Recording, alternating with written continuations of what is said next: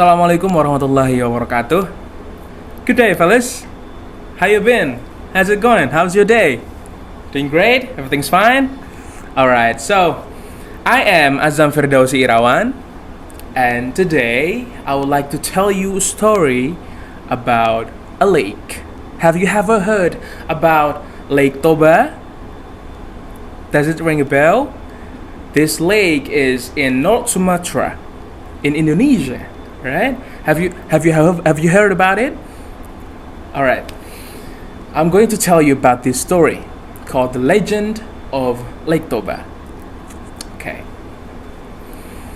A long time ago, in North Sumatra, there lived a poor young man in a valley. He had no parents, but the valley was beautiful, and anything he planted there grew wonderfully. He lived by farming and fishing in the river near his home. The food he made was not special, but he never went hungry. One afternoon, after working hard in the fields, he went fishing in the river.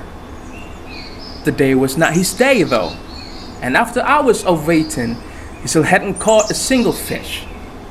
This had never happened before. Disappointed, he put out his rod out of water, but just as his rod was leaving the water, a fish bit it. He pulled it out, was very happy to see a pretty little goldfish on the end of the rod. The young man hurried home to cook the fish. He got home, put the goldfish in the kitchen table, and went out to get some firewood from the garden. As he went, he licked his lips and thought about the fish, how good it would taste. But when he came back, the goldfish was gone. And where it had been, there sat 3 pieces of gold. "Good evening," came a soft voice behind him. The man turned around and saw a beautiful woman standing in front of him. She had long, bright, red straight hair that went down to her knees, and she had no clothes on. The man turned red and looked at his feet. Who are you, oh beautiful lady? And where did you come from?" he said. He said, "Oh, because it seemed right. She had to be magical. How is that goldfish on your table? But I am no ordinary goldfish, as you can see." She played with her hair and smiled at him. "Those gold coins were my scales." The man looked at her and then went red again and looked away. He had never seen such a beautiful woman before, and he was so lonely. Will you marry me, oh beautiful lady?" He held his breath as he waited for her answer. He knew it was a very bold question to ask, but in stories, men always ask women like that. All bold. But the women laughed. "I thought you would never ask. Believe me, it is a lonely life when you are a magical goldfish. I was waiting for someone to come and put their rod in my water, if you understand me." Now the man went as red as her hair. "Really?" "Yes, but there is one condition." Suddenly, her smile disappeared, and the air in the room felt heavier. "You must never tell anyone that I was a fish. Do you understand?" "Oh, of course," he said. The man hadn't thought of telling anyone. He didn't have any friends, and anyway, what would he tell him? What would he tell them his beautiful wife used to be a fish? But why, if I can ask?" he asked. "Just promise me. You won't tell anyone, will you?" No. I promise." The woman smiled and clapped her hands. "Well then, I suppose we are married." Just like that?" he said. just like that, the woman said. And just as naturally as it began, their marriage continued. They soon found that they were very similar. Although they had been lonely before, they only needed each other's company to feel happy. Soon they also had a son, who they named Samosir. Samosir grew as quickly as flowers in the ground. And at 6 years of age, he was a strong and very naughty boy. His mother was always asking him to help her clean the house and bring dinner to his father in the fields. Some days, Samosir did as he was told, but most days he shouted, "No!" and ran off to play. One day, as usual, Samosir was being naughty. He had refused to eat his breakfast, saying loudly while his mother worked, and now he was refusing to bring his father dinner. "Why don't you do it?" he said. "Because I'm cooking dinner for you," the mother said. But I don't want dinner," he said. "You will in an hour," the mother said.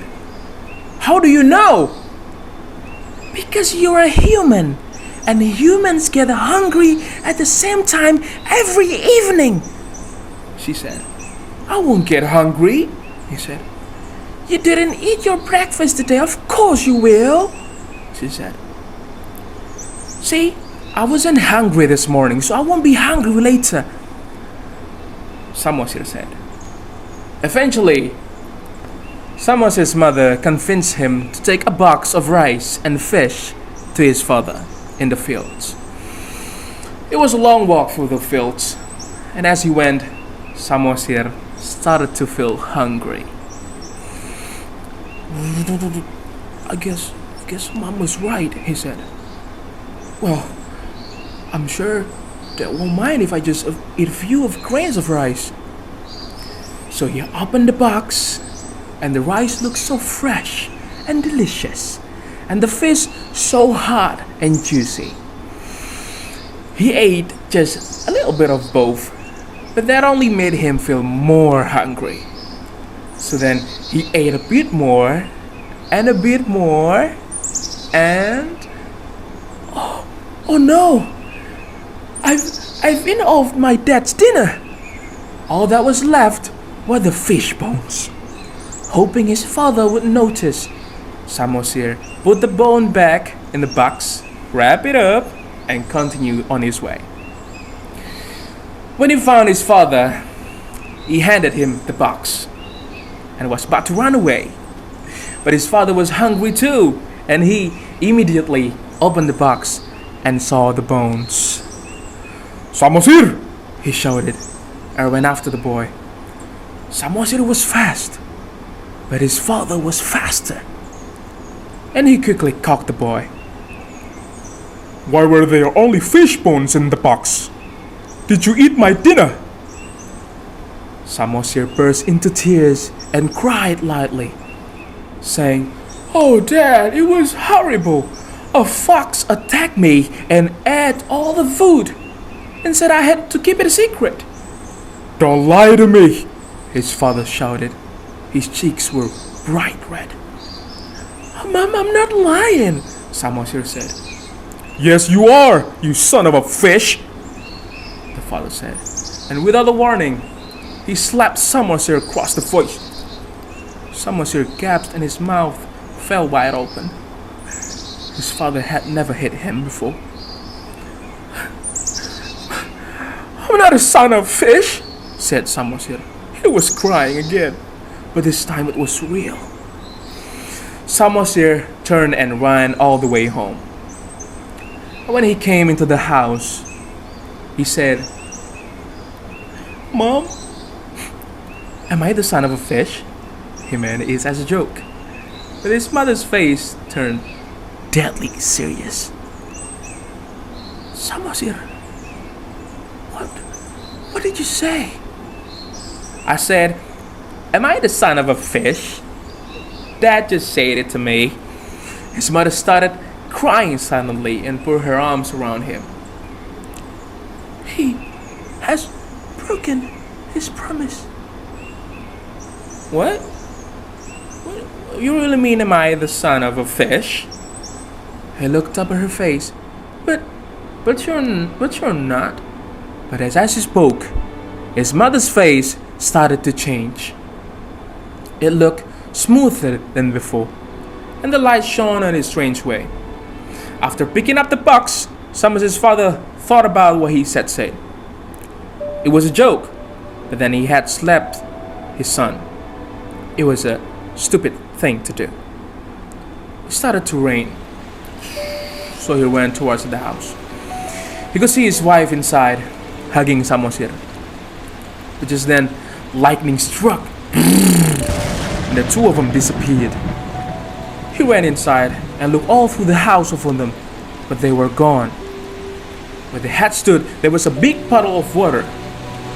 He stayed up all night, walking through the fields, looking for them. Samosir! Samosir! The rain went through his clothes, and he shook with cold, but he did not find them. When he finally gave up and went home, he found that all the gold coins in the house were gone. It was only then that he realized just what he had done. The rains continued for weeks, but the man fell into a deep depression. He lay in his bed and listened to the rain and thunder outside and cried. He did not work in the fields or catch fish, and soon the small amount of rice he had was gone.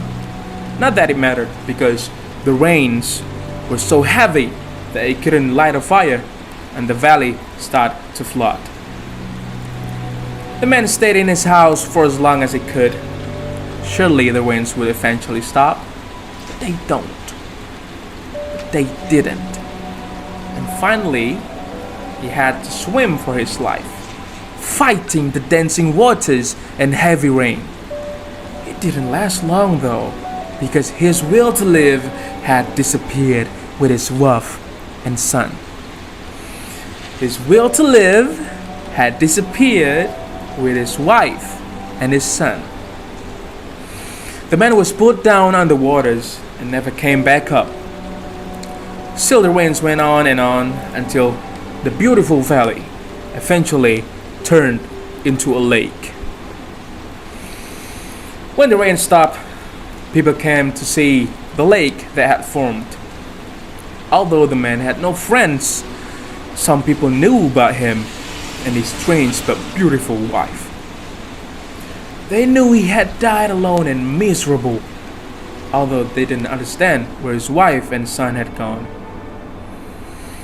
Because of its sad story, they called the place Lake Toba. Toba meant ungrateful, and over time, the name changed to Lake Toba. In the center of the lake was a small island, and this was called the island of Samosir. Over time, the people forgot about the man, and he became just a story. But the lake stayed forever. The end. Thank you. I think that's all for today. You guys have a great day. Assalamualaikum warahmatullahi wabarakatuh.